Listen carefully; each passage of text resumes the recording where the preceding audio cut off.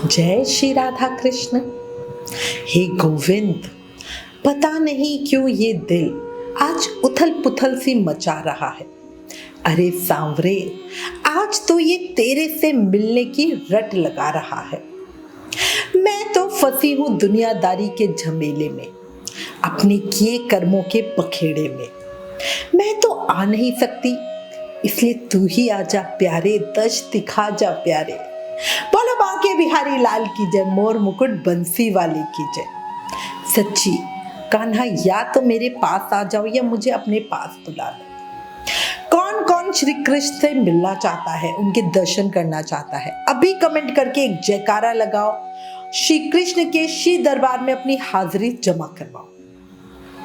अब आज इस वीडियो में आपको जगन्नाथ जी के प्यारे भक्त के जीवन का प्यारा प्रसंग बताती हूँ। देखो, जब हम दिल से भगवान को समर्पित हो जाते हैं, खुद की सुध भुलाकर कृष्ण में मिल जाते हैं, तब कृष्ण हमसे दूर नहीं होते, हर पल हमारे साथ ही होते हैं। और ये बात साक्षात इस प्रसंग से आपको समझ में आ जाएगी। दिल्ली में लगभग 400 साल पहले काले रंग का एक परमेष्ठी नाम का कुबड़ा दर्जी रहता था। परमेष्ठी की वासुदेव भगवान में अपार आस्था थी। वो सोते जागते हमेशा उनको याद करता रहता, उनका नाम लेता रहता। उनकी पत्नी का नाम विमला था। वो भी बहुत संस्कारी और ईश्वर को मानने वाली थी। अच्छा, परमेष्ठी अपने काम में बहुत निपुण था। वो अपना काम बहुत सफाई से करता, इसलिए नवाब और बड़े बड़े अमीर राजघराने में उससे कपड़े सिलवाने के लिए लोग आते रहते थे। जहां तक कि दिल्ली के बादशाह को भी उसके सिले कपड़े बहुत पसंद आते थे। एक बार बादशाह ने सिरहाने के नीचे पैर रखने के लिए 2 बढ़िया गलीचे बिछवाए, लेकिन बादशाह के मन को वो गलीचे नहीं जचे, इसलिए उन्होंने 2 तकिए बनवाने का निश्चय किया। बादशाह ने कीमती मखमल के कपड़े पर हीरे मोती सोने के तारों से जड़वाए। बादशाह चाहता था कि इस बहुमूल्य कपड़े से बहुत सुंदर तकिए बनाए जाए, इसलिए उसने परमेष्ठी दर्जी को बुलाया और कहा कि देखो, ये बहुत सुंदर और कीमती कपड़ा है, इसलिए तुम बड़े ध्यान से मेरे लिए इसके 2 बढ़िया तकिए बना दो। परमेष्ठी कपड़ा लेकर घर आ गया और कपड़े से तकिए के लिए 2 खोल तैयार किए। परमेष्ठी ने उसके अंदर सुगंधित रुई भरी। तकियों को देखकर परमेष्ठी के मन में ये भाव जागा कि इतने सुंदर तकियों का अधिकारी एक राजा तो नहीं हो सकता, बल्कि इसके अधिकारी तो साक्षात स्वयं भगवान जगन्नाथ जी होने चाहिए। धीरे धीरे उसके दिमाग में ये विचार एकदम पक्का होने लगा। इतनी सुंदर कारीगरी किस काम की अगर वो भगवान की सेवा में ना लगे। लेकिन ये तकिए तो बादशाह के थे। उसके मन में एक तरह से द्वंद्व युद्ध हो रहा था। दिमाग कह रहा था ये बादशाह के हैं, इनको रख दे। दिल कह रहा था अरे नहीं, ये तो मेरे ठाकुर के लिए है। ऐसा उसके मन में जो असमंजस सी हो रही थी ना, उसने ऐसा रूप ले लिया कि परमेष्ठी को ये याद ही नहीं था कि वो कहाँ खड़ा है और क्या कर रहा है। अच्छा, उसी समय जगन्नाथपुरी में, परमेष्ठी दर्जी दिल्ली में है, पर उसी समय जगन्नाथपुरी में जगन्नाथ जी का रथ यात्रा महोत्सव शुरू हो रहा था। परमेष्ठी कुछ समय पहले एक बार गया था जगन्नाथ जी की रथ यात्रा का महोत्सव देखने के लिए, है ना, बट वो तो बहुत पहले की बात थी। उसी समय दिल्ली में परमेष्ठी खड़ा है, जगन्नाथपुरी में जगन्नाथ जी महाराज की रथ यात्रा हो रही है, और परमेष्ठी एकदम से भाववेश में आ गया और उसको ऐसे लगा जैसे रथ यात्रा महोत्सव का वो प्रत्यक्ष दर्शन कर रहा है। परमेष्ठी को ऐसे लगा कि मेरे सामने से रथ यात्रा जा रही है। उसने देखा कि जगन्नाथ जी रथ पर विराजमान हो रहे हैं। हजारों की संख्या में जो भक्त है वो खड़े हुए हैं और रथ की रस्सी को पकड़ के सारे भक्त खड़े हुए हैं। चारों ओर जगन्नाथ जी के जयकारे गूंज रहे हैं। जगन्नाथ जी के जो भक्त थे वो जोर जोर से कीर्तन कर रहे हैं और नृत्य कर रहे हैं। मतलब पूरी चारों समा वो देख रहा है। जगन्नाथ जी के सेवक जगन्नाथ जी को एक वस्त्र से दूसरे वस्त्र पर पधार रहे हैं। परमेष्ठी दिल्ली में खड़ा हुआ है पर भाववेश में है, अपने आप को महसूस वो जगन्नाथ जी में कर रहा है। और अचानक से वो क्या देखता है कि जगन्नाथ जी के नीचे बिछाया हुआ जो वस्त्र है वो फट गया है। उसी समय एक पुजारी दूसरा वस्त्र लेने मंदिर की ओर दौड़ रहा है, लेकिन परमेष्ठी ने जल्दी से भागकर तकियों में से एक तकिया जगन्नाथ जी को अर्पण कर दिया। जगन्नाथ जी ने परमेष्ठी का तकिया स्वीकार कर लिया। दर्जी उसी समय भाव विभोर होकर नाचने लगा। परमेष्ठी कोई स्वप्न नहीं देख रहा था, बल्कि सचमुच में जगन्नाथ जी की रथ यात्रा में पुजारी ने देखा कि जगन्नाथ जी के नीचे का वस्त्र फट गया था और किसी भक्त ने जगन्नाथ जी को रत्न जड़ित तकिया भेंट कर दिया था।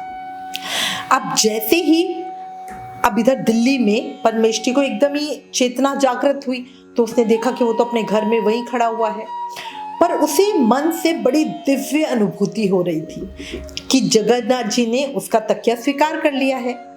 लेकिन उसी क्षण उसे ध्यान आया कि ये तकिया तो बादशाह का था, लेकिन अब वो क्या ही कर सकता था, एक तकिया तो जगन्नाथ जी को वो अर्पण कर चुका था, है ना। अब वो उसमें इतना खुश था क्योंकि उसको ये पता था कि अगर बादशाह को पता चलेगा तो उसको तो मृत्युदंड मिलना ही है, पर मृत्यु का भय उसे था ही नहीं। वो तो इस चीज में खुश था कि मेरे नाथ ने, मेरे प्रभु ने वो स्वीकार कर लिया। अब वो यहाँ नाच रहा है, खुशी से नाच रहा है, उसको बड़ा आनंद हो रहा है। उसी समय बादशाह के सैनिक उसे दोनों तकिए लेकर आने को बोलने लगे। आवाज आई। परमेष्ठी ने एक तकिया लेकर बादशाह के पास उनके दरबार में पहुंच गया। अब उसने वो एक तकिया दे दिया। सिले हुए तकिए को देखकर बादशाह बहुत खुश हुआ और उसने दूसरे तकिए के बारे में पूछा कि भाई ये तो ठीक है, दूसरा कहाँ पे है। तो परमेष्ठी ने बिना डरे बोला कि वो तो जगन्नाथ जी ने स्वीकार कर लिया है। बादशाह को पहले तो लगा कि परमेष्ठी ऐसे कुछ मजाक कर रहा है या यूं ही बोल रहा है, क्योंकि जगन्नाथ जी तो बहुत दूर है, मतलब कहाँ दिल्ली और कहाँ पुरी भी तो बहुत दूर है। इतनी जल्दी ये तकिया वहां कैसे पहुंच सकता है और जगन्नाथ जी कैसे स्वीकार कर सकते हैं। परंतु जब परमेष्ठी ने बार बार एक ही बात बोली, एक ही जवाब दिया, तो बादशाह ने गुस्से में आके उसे जेल में डाल दिया। जेल में भी वो जगन्नाथ जी को याद करने जा रहा था और आनंद में था, मतलब उसे ऐसा कोई रोना धोना नहीं था। रात को जगन्नाथ जी ने उसे दर्शन दिए और देखो जेल में अचानक से उसकी हथकड़ी टूट गई। कारागार की कोठरी का दरवाजा अपने आप खुल गया। परमेष्ठी को शंख चक्र गदाधारी भगवान ने साक्षात दर्शन दिए। भगवान के दर्शन कर कर वो उनके चरणों में गिर पड़ा। भगवान परमेष्ठी से बोलने लगे, इस संसार में कोई भी इतना बलवान नहीं कि कोई भी मेरे भक्त को कष्ट दे सके। भगवान ने उसके सारे बंधन भी मुक्त कर दिए और अंतर्ध्यान हो गए। उधर बादशाह के स्वप्न में एक बहुत भयानक पुरुष आया, मानो साक्षात महाकाल अपना दंड उठाए उसे पीट रहे थे और कह रहे थे कि तुमने परमेष्ठी को क्यों कैद किया। बादशाह डर के मारे पसीने से तरबतर हो उठा और उसका पूरा शरीर कांप रहा था, उसका बदन दर्द कर रहा था। शरीर पर चोटों के निशान तक नजर आ रहे थे। कहने को तो ये सपना था, है ना, सपने में कोई उसे मार रहा था, बट चोटों के निशान शरीर पर थे। सवेरे होते ही बादशाह ने मंत्रियों को बुलाया और अपना सपना सुनाया और तुरंत ही परमेष्ठी को मिलने कैद खाने में गए। तो उन्होंने देखा कि परमेष्ठी के सारी जो हथकड़ी वगैरह थी वो सब खुली हुई है, दरवाजा खुला हुआ है, पर परमेष्ठी आराम से प्रसन्न मुद्रा में बैठा, ध्यान में बैठा हुआ है। उसके शरीर से एक अलौकिक प्रकाश निकल रहा था, एक तेज आ रहा था और वो जैसे ही बादशाह ने उसे आवाज लगाई, उसका ध्यान टूटा तो वो व्याकुल होकर रोने लगा। बादशाह ने परमेष्ठी से हाथ जोड़कर क्षमा मांगी और उसे हाथी पर बिठाकर गाजे बाजे के साथ शहर में ले गया। चारों ओर दर्जी की जय जयकार होने लगी। परमेष्ठी को, क्योंकि देखो जिसने भी ये सुना कि बादशाह को ऐसे हुआ और परमेष्ठी ऐसे जेल से छूट गया, सब उसकी वाहवाही करने लगी, लोग उससे मिलने आने लगे। तो परमेष्ठी को ये प्रसिद्धि बिल्कुल भी अच्छी नहीं लगी। वो दिल्ली छोड़कर कहीं दूर चला गया और पूरा जीवन भगवान के पूजन में ही बिताया। भगवान जगन्नाथ जी हमें भी अपने प्रेम के योग्य बनाए। जय जगन्नाथ जी, जय सुभद्रा जी, जय बलभद्र जी। ऐसे हैं हमारे ठाकुर। देखो, भक्ति होनी ऐसी चाहिए कि जहां आपको भगवान के सिवा कोई और ना नजर आए ना समझ आए। करके देखो, बहुत आनंद आता है। मतलब मुझे ऐसा लगता है कि जब दर्जी को जेल में डाला गया ना, परमेष्ठी जी को जेल में डाला गया, उस समय भी उनको आनंद था, है ना। हमारी सरकार की बात ही ऐसी है, उनके प्रेम में भी आनंद है ना, और उनके लिए मार खाने में भी आनंद है।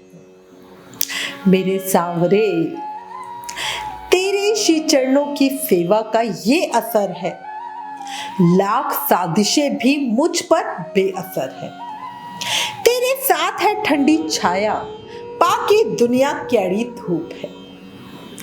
जब जब जग से हारू मैं, तब तब कान्हा तुझे ही पुकारूं मैं। बोलो बांके बिहारी लाल की जय, मोर मुकुट बंसी वाले की जय, वृंदावन बिहारी लाल की जय। अगर अपने प्रभु के प्रेम और भक्त पर कृपा की सत्य घटना ने दिल को छुआ, आंखें नम हुई, दिल की धड़कन बढ़ी, मिलने की तड़प बढ़ी, तो प्लीज इस वीडियो को ज्यादा से ज्यादा शेयर करें और भक्ति के प्रभाव को सबको बताएं। Please like, share and subscribe. Thank you. जय श्री राधा कृष्ण।